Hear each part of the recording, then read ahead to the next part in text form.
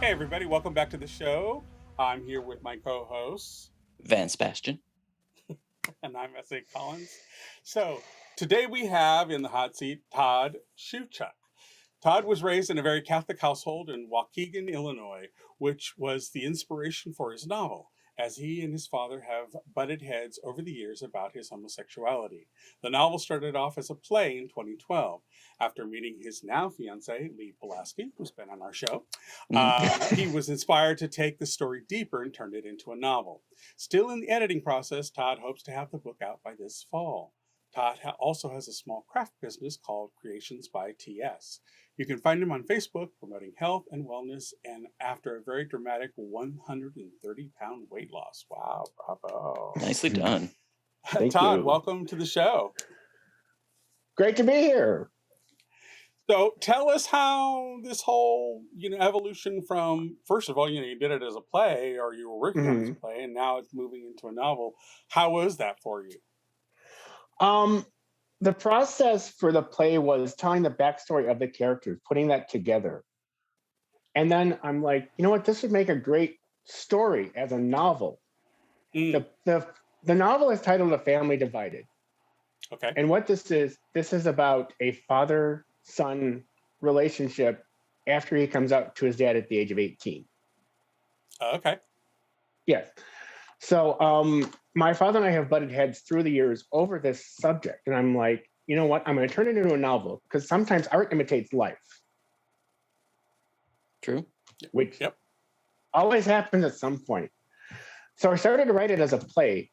And then it's like, okay, I met Lee, who had just written his first mystery at that time. I'm like, I'm going to take this story deeper and turn it into a novel. So expanding the characters and everything was just really great for me. Excellent.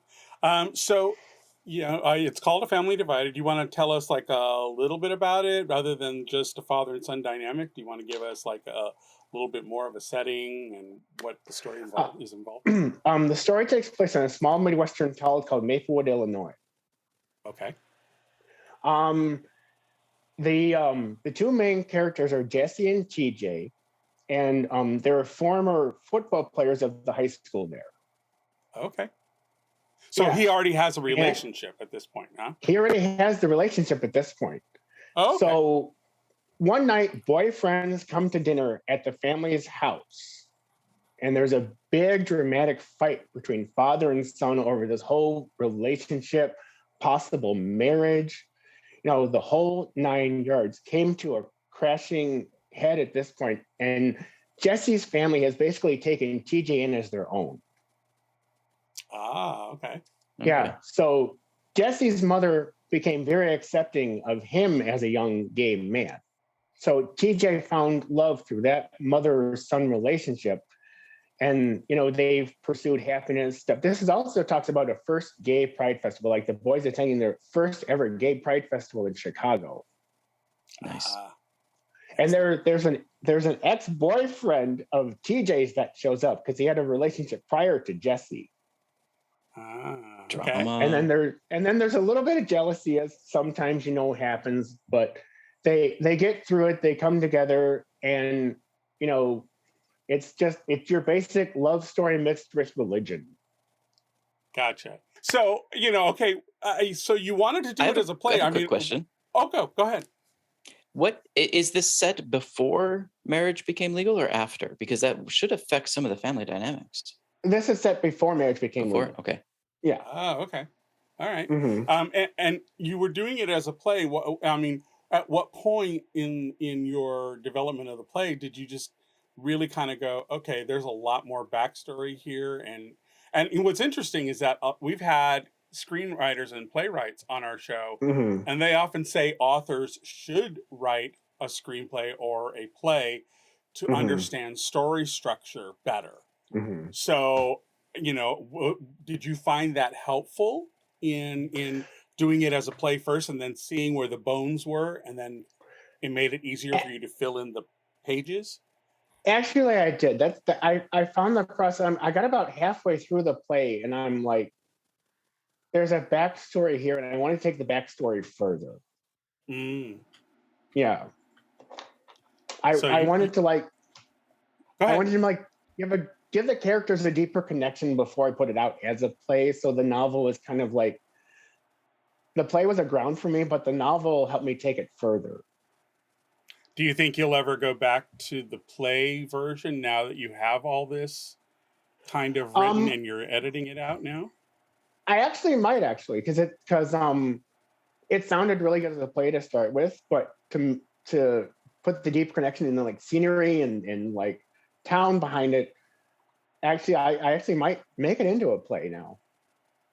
Okay, I think it could work. I mean, especially if the Yeah. family dynamics are there. Sometimes Mhm. those character study plays can be really, really engaging Mhm. for the audience. So, Yeah. I think definitely it could be something where have you read the book? Well, come see the play. It's also got a marketing appeal. Right. Yeah. Yeah. Plus, like, I mean, there's a possibility in the next Tennessee Williams. I don't know. Well, you never know. You never know. True that. Yeah. Yeah. Always aim high. Always aim high. And there's also a possibility of like a 3-book series after this first one comes out. There's 2. I have like 2 more stories I could possibly write with. Nice. Excellent. Yeah. So, you have a point here about talking about writing about growing up gay in a small Midwestern town. Vance is from the Midwest as well, so I'd like to hear what your thoughts were and what you wanted to bring to the story that that you felt you wanted to tell to give people an idea, because a lot of people set books, especially queer books. A lot of them are set in major cities, metropolitan cities. You have all of that. Right. I mean, your characters go to Chicago, for example. But what was it that you wanted to set it in this small town to give the reader a different perspective? What I wanted to do with it is, because I grew up Catholic in small town Midwestern America, I wanted to start a conversation. Okay. I want to start people talking who grew up like Mormon, Catholic, Lutheran, Christian. I want to start a conversation of these people who being gay and religion at the same time, because religion has a tendency, it's like, oh, you're gay, God, get out of here, get out this church, get out this town, do something, And so many children feel that way, and so many children are denied that father-son relationship, especially gay men in this country.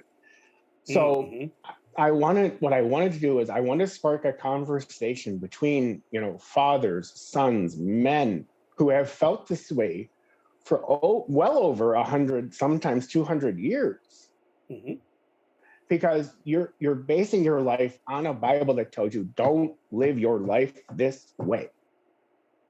Well, that's the interpretation. I mean, that's I think part of the conversation is that you have a book that is for all intents and purposes supposed to be a guide in life, and yet it's so loosely written in so many ways that it can be interpreted.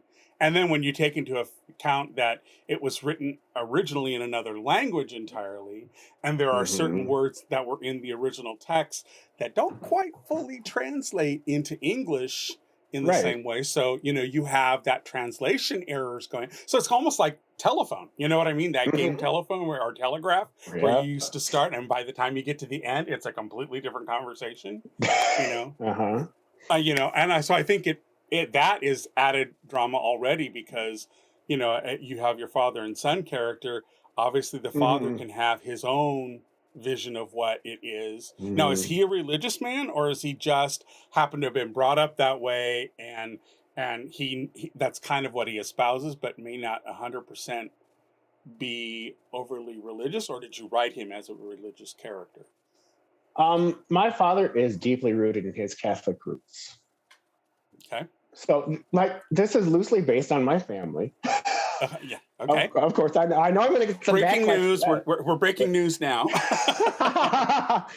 Yeah, this is loosely based on my family, but my father is very deeply religious. Like, throws the Book of Leviticus at me on a almost 24/7 basis, and I'm going to live my life the way I choose to live it. I am an out and proud, now almost 47-year-old homosexual man. You are not going to tell me how to live my life. There you go. I'm I was born this way. I know I am what I am. I mean, I've got a wonderful now fiance because we were engaged on Christmas Day. But I mean, you know, it is what it is. I can't stop him from being religious, but you know, I'm gonna live my life to the fullest extent, and this is like part of the story.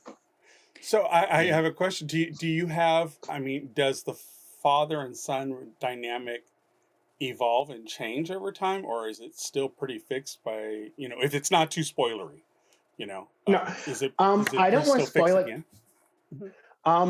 There is a fix because in book 2, father and son have to come together because father has a very bad disease, but by book 2 you see them come together. Okay. Yeah. So by the end of 1, Interesting. you've got a glimmer of hope or something. That I have a glimmer of hope. Trust me, there is a glimmer of hope. Okay. That works. Yeah. Very interesting, because usually book 2's the dark book.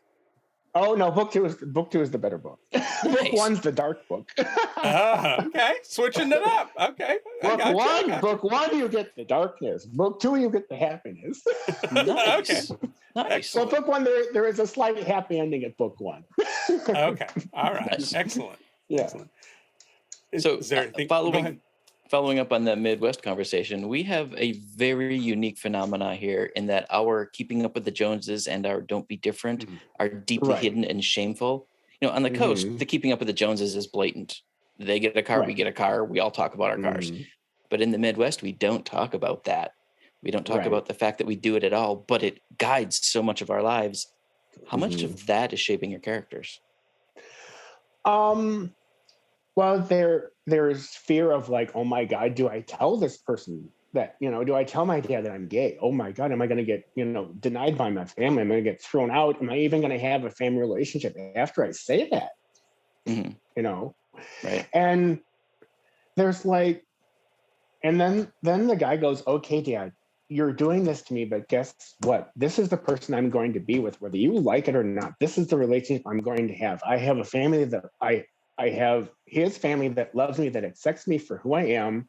His mother owns a restaurant and she's taken me in. She's made me her head chef. And like, you know, this is the person I am. You can deny me, you can hate me, but this is how I'm going to live my life, whether you like it or not. You know? Nice. Yeah. Excellent. Very cool. All right. Anything else you want to share about the book? That's pretty much it. You're targeting a fall release, right? I'm targeting a fall release, yes. Okay. Yeah. Okay. I'm going to actually deeply, heavily edit it this June because I'm taking vacation from work, and work gets your brain all, you know. Oh yeah. You know, sidebarred and like, oh my God. But I'm taking a vacation. I'm like, I'm going to work on it this summer and it's going to come out this fall. And, you know, I like I said, it's a conversation sparker. And that's what I wanted to do. Excellent. Nice. Excellent. Yeah. Sounds great. All right. And then you also have a craft business you wanted to talk about? So you're like the gay Martha Stewart we didn't know about? Well, I don't know if I'd go that far. But I paint birdhouses, crates, picture frames, you know, home decor, stuff like that. Okay. You know, I mean, a lot of it is rainbow colored, of course, because, you know, me. Right. Yeah. But I mean, during the pandemic, I had to dive into something just to keep my brain sane. So I'm like, you know what? I'm going to start up this craft business. I'm going to paint a few things. And, you know, I've sold some around town here. There's a Lee and I are actually in the process of putting together a website. Nice. Oh, good. So, Excellent. So you will find it online.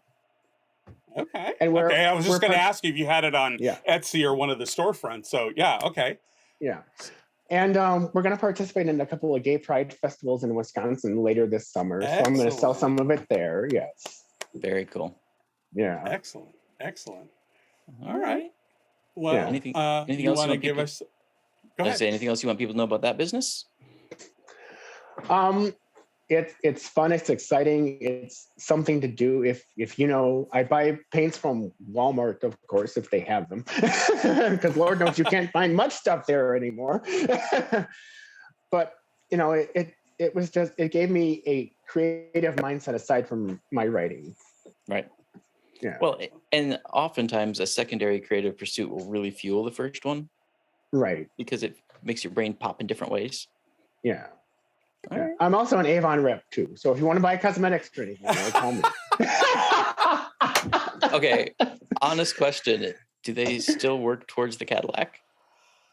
No, that's Mary Kay. Was That's Mary Kay. That's Sorry. Mary Kay. I'm bad. I'm so sorry. Wrong company, man. Forgive Give me me. your gay card. Give me your gay card. Oh, No, essay. Let's not take it away yet.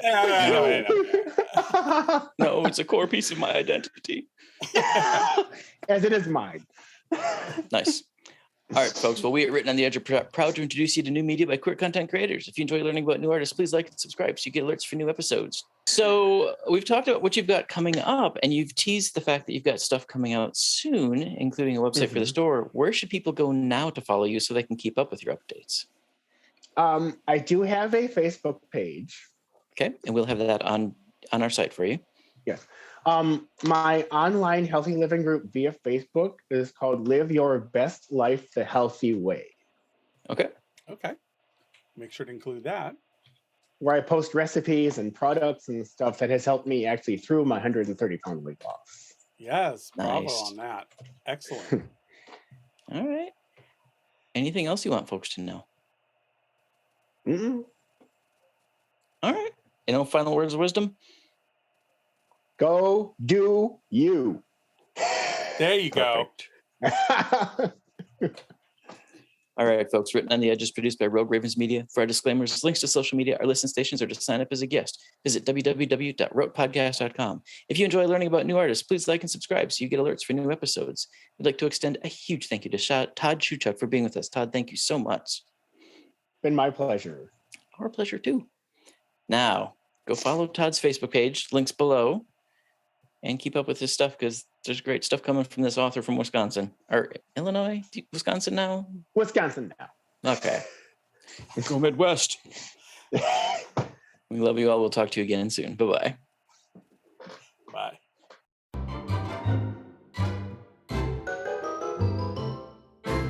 Hey, everybody. So you thought we were done, but we are expanding our show into a slightly new format. We're going to have the guest portion of the show. Then we're going to do a new segment. It's a short little ditty we're calling What Are We On About? And where Vance and I will share what we're listening to, what we're watching, and What we're reading. what we're reading, and then who won the week. Who do we think is notable for doing something fabulous in the world, just to put a good little bit of lightness out there. So this is our new segment. What are we on about? All right. So what are you reading? What are you watching? What are you listening to? And who won the week? Well, I'm reading the Hazard and Somerset detective novels. I'm on book 3 and truly enjoying it because the roles are kind of flopped. The big burly gay detective is the analytical one, near genius levels intelligence, but keeps his emotions tapped down, whereas the straight guy is the open, friendly, huggy, touchy-feely, knows everybody. I'm enjoying the flip a lot. And the detective side of the story is kind of fun too. So that's what I'm reading. I'm about to start watching Heartstopper, which is a stretch for me because it looks like teen drama, which is not my go-to at all. I'm a sci-fi fan, so, keeping up with Discovery and Picard and those is my standard. Heartstopper's the new thing. We'll see how that goes. We're doing the Lord's work here, letting the children know what to watch. Mm-hmm. What am I listening to? Who's got time? Well, you go to the gym. True, and shopping, and I have lately built a country playlist with all gay country artists. There you go. There you go. That'll work. That'll work. Which is really oddly specific, but there are some, and they're good. Okay. So this week's we'll shout out to Cameron Hawthorne. Cameron, thank you. Your music has made me smile and proud to be a country boy. So is that who won the week? No. Who won Okay, the week? hold on. Your one, who won the week? Let's do those together at the end. So All right. I am busy watching Elite. I have to catch up because I stopped around season 3, so I got to do all of season 4 and then 5, which I'm told is about the gayest season they've ever had, and boys and girls bumping all over the place. Anyways, so I'm gonna watch my little Spanish soap opera drama Elite. If you haven't seen it, check it out.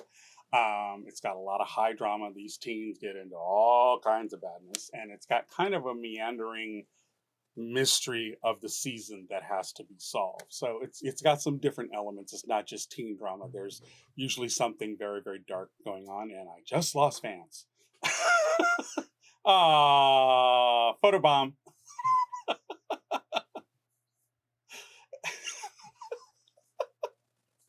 Hi. Taz wanted to say hello. Oh, okay. All right.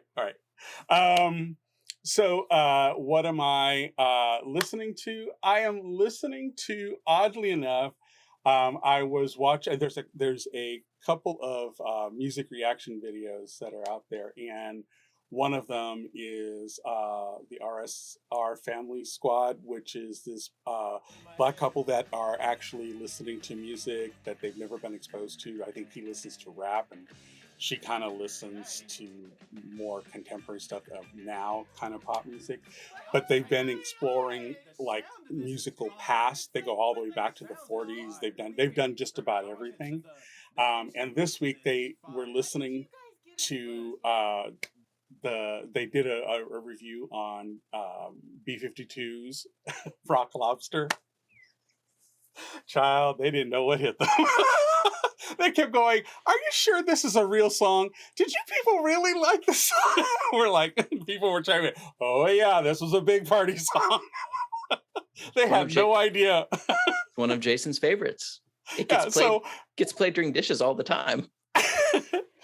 So for me, it was like, oh yeah, the 80s. That was my clubbing era. So I've gotten into listening to all my old 80s tunes. So all of those are coming back to me. So I'm in full 80s mode, synth mode, and all that kind of stuff.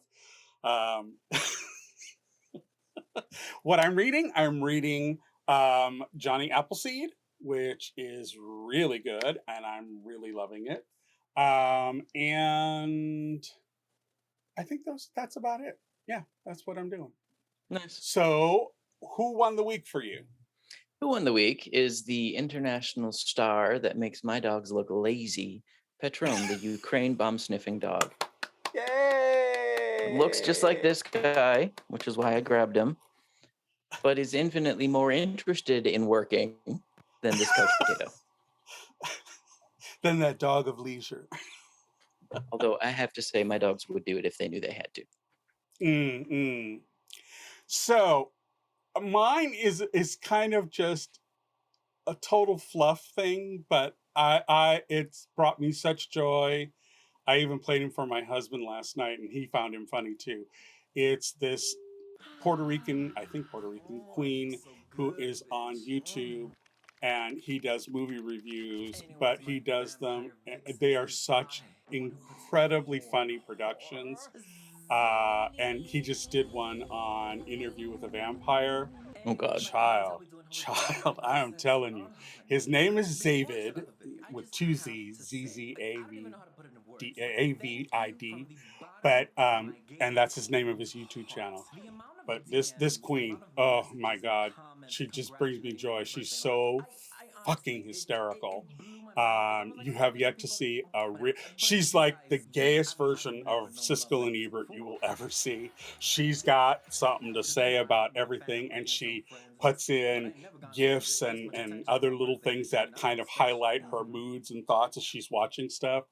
But she was so into, if there's any video you need to check out on YouTube, check Zavid's review of Interview with the Vampire. That is the funniest damn review I have ever watched in my life. And even my husband said, there's a lot of production in that, because it's edited so tightly, it moves so quickly, and it is about the gayest thing you will ever see. So definitely check it. So he won the week for me because now I have a new favorite channel I can go to and just get something that will make me giggle and laugh like crazy.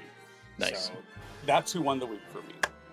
So now we move on to our next segment, our weekly reviews.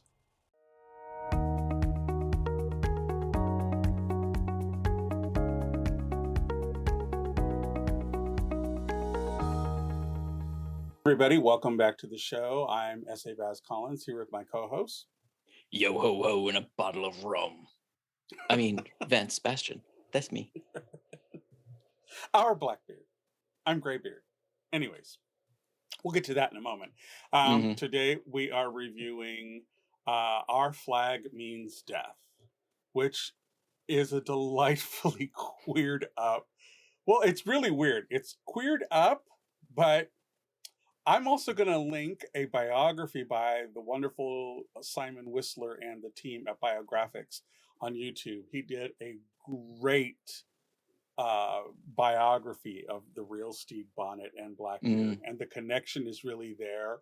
And there were hints of a real romance or a bromance between the At least two a guys. bromance, yeah. Yeah, and it's interesting because the things this first season hit on are actually things that happened in Steve's and Blackbeard's life. They hit the Just points. Reversed, but I'll get to that in a second. Yeah, but it's an interesting premise. I mean, it's it's interesting. Taika actually has his hands in a lot of things that are really thought-provoking in the way that he does it, and I like that a lot of his stuff, whether it be what is it, We Live in the Shadows, What We Do in the Shadows, his vampire and werewolf comedy that was done in New Zealand or Australia.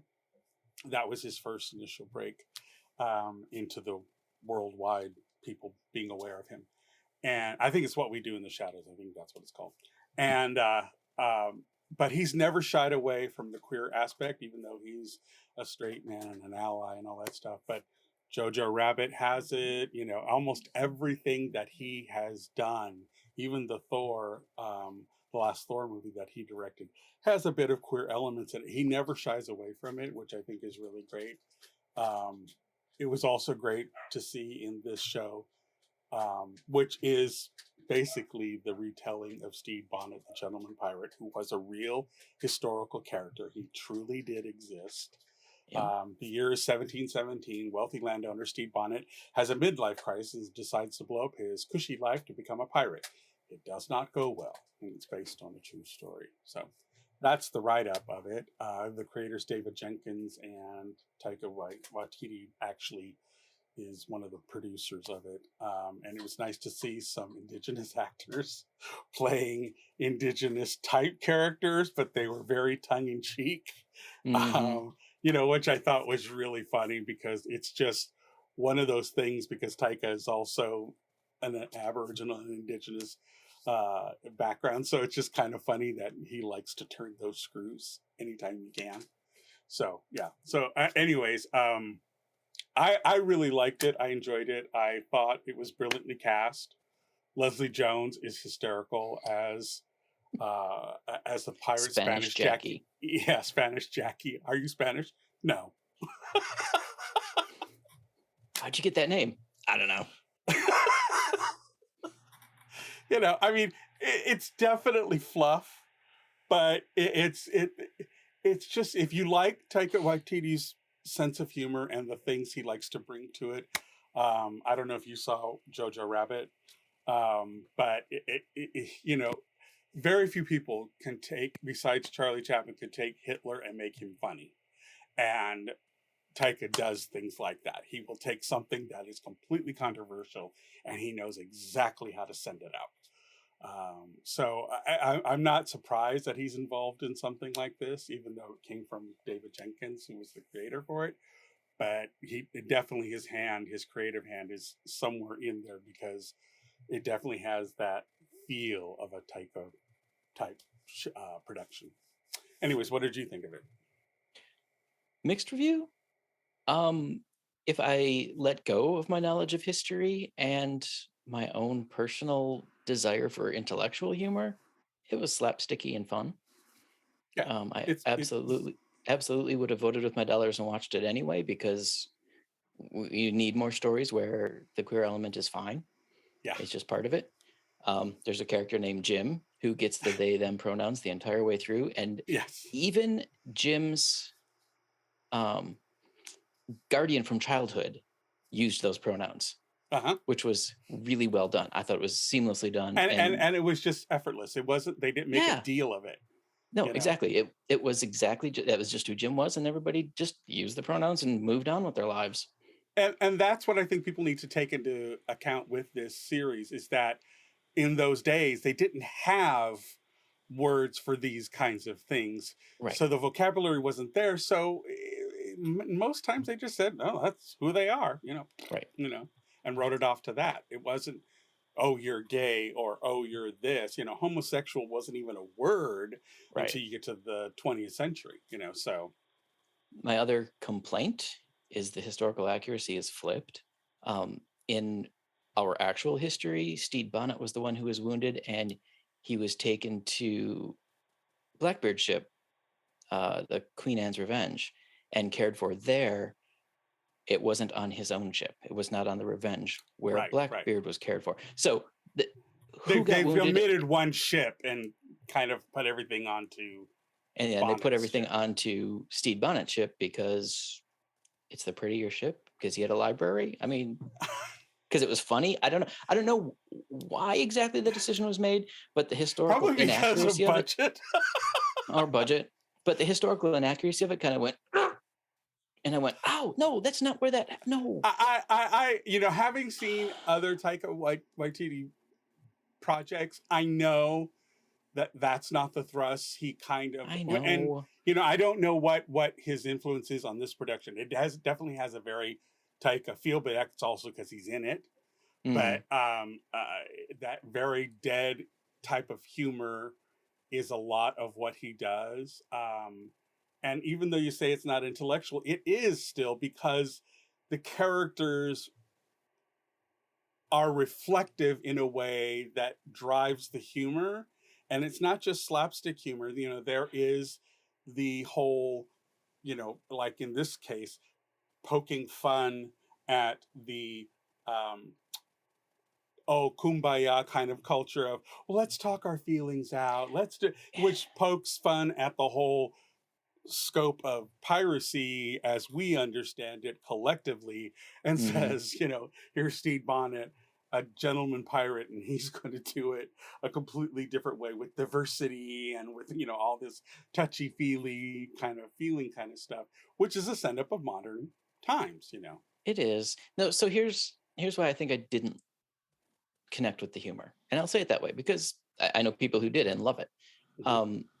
The Great was also a historic show that used humor to make history interesting to modern audiences. And I felt for them, the humor was effortless and they just did it, and it caught you and just kept going. And you didn't realize it was funny until 3 seconds after the thing had happened. I felt like in Our Flag Means Death, they tried too hard. Like it almost felt like they were waiting for the laugh before they would move on. And it just didn't connect with me. But again, like I said, that's interesting. I'll have to see what you think. If you ever watch Jojo Rabbit, tell me what you think from that, because that's an interesting point you make. And I see what you're saying. I see what you're saying with where they tried to go with the humor, and I don't know if it was pacing or delivery or what. It just didn't sit with me. Like I said, I felt like they were trying for the laugh. A lot of the stuff that Taika does has that kind of feel to it. So the timing was very on brand for Taika. That's was fair. Kind of how his productions go. They're not laugh out loud funny. They're more of a gentle nudging humor that constantly pulses through the piece. But anyways, so let's get to our ratings. You want to go first, or you want me to? You can. I went first last time. Overall, I give it a 4. Some of the I see where they're going with it, and I know historically what Stede Bonnet went through and what Blackbeard's influence was, and I know they're playing with it loosely, so I forgive them a lot of the stuff. But I do like the fact that they're trying to do signposts of the two men's lives and how they intersected, and these two diametrically opposed characters in real life, and how they could possibly, one of the best lines is, you are absolutely the worst pirate I have ever heard of.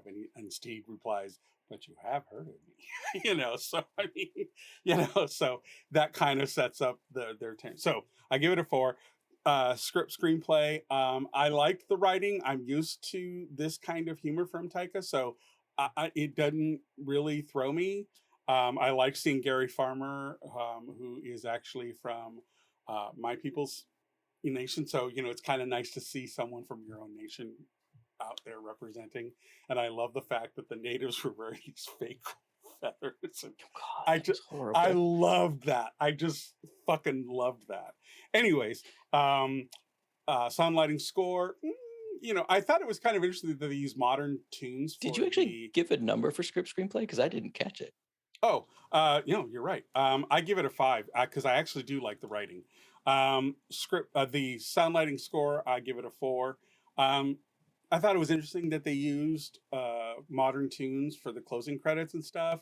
Some of the choices I was kind of like, okay. I wasn't necessarily thrilled with some of the choices they made. Art direction, I give that a 5. It was, well done. I mean, it is what it's supposed to be, and they made no bones about it. And can I just say that the Scott guy who likes to stand up there in Moonbay with his skull, Carl, and then Livy. Yeah, I love that. I love that whole Scott thing going on. By the end of the series, he spends more time naked with his junk cleverly hidden behind the props. Yeah, moving very creatively, so that everything's obscured. Anyways, casting 5. I loved everybody in it. They're perfectly cast. And the direction, it's directed by different people, but overall I give it a 4. I do agree that sometimes tightening could have happened, so they could have brought it a little closer together. There were moments where I'm like, okay, let's go. Queer themes, I definitely give it a 5 because it was just there.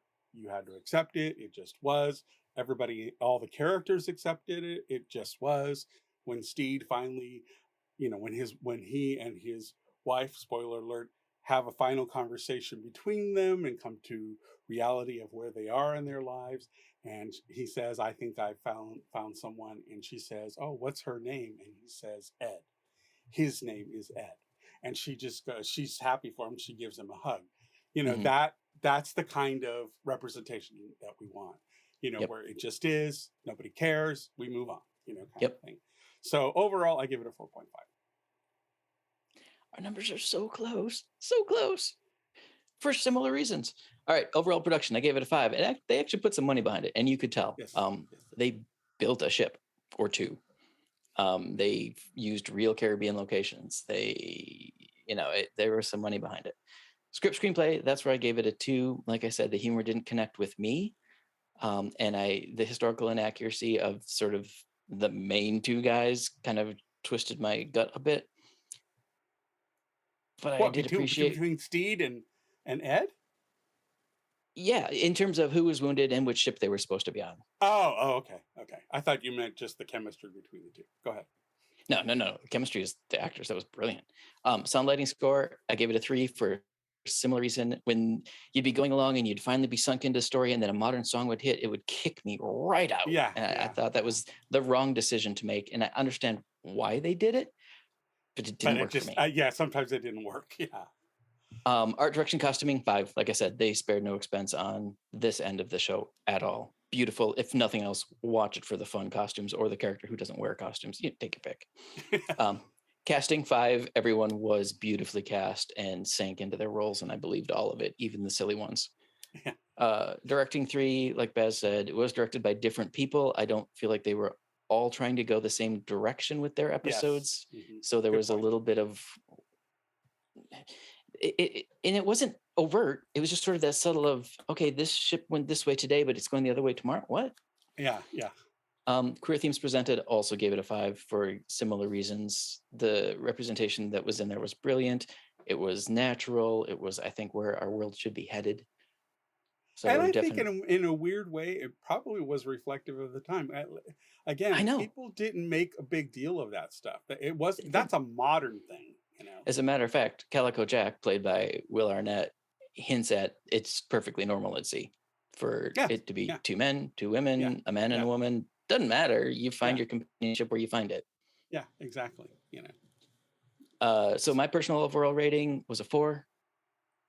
I absolutely Excellent. did enjoy it, and I encourage you to watch it. If nothing else, vote for your dollars, because this is the kind of story we do want. And it's left on a romantic cliffhanger. It is. It's actually, spoiler alert, the end of season 1 makes you feel like they wrote it in such a way that you have to have a season 2. Yes. It is not self-contained. Yeah. And so if that sort of ending bothers But I'm you, okay with that. I'm okay with it. I am too, but if that sort of ending does bother you, be ready for it. Yeah. And it's because there's a whole 1 more year in Stede Bonnet's life before he's finally removed from this world by the rope around his neck.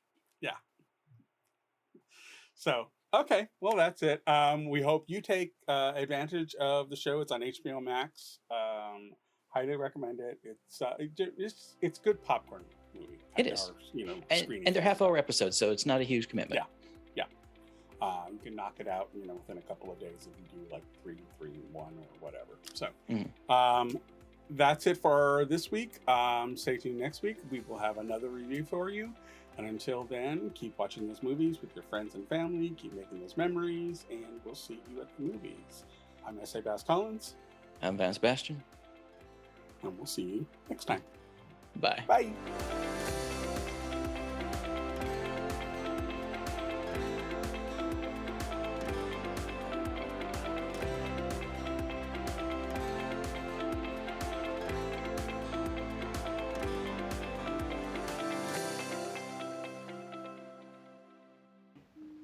Oh, what's that? Closing time. The bums rush in melody, dear.